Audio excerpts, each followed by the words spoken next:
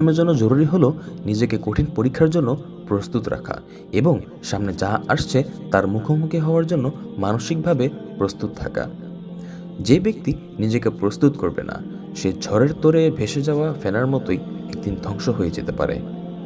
বুদ্ধিমান ব্যক্তির উচিত এতে সচেতন হওয়া, দুনিয়ার প্রতি আসক্তি কমিয়ে আনা এবং সামান্য দিয়েই চলার অভ্যাস গড়ে তোলা। কেননা দুনিয়ার মোহ ও বিলাসিতাই জিহাদ থেকে পিছিয়ে পড়ার বড় কারণ।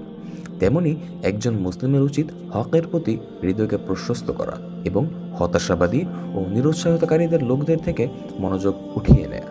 আর তারা বিভিন্ন সন্দেহ সংশয় ছড়িয়ে মানুষকে হকের পথে বাধাগ্রস্ত করে এবং বিপথে নিয়ে যায়, সে সমস্ত লোকের প্রতি ভ্রুক্ষেপ না করা।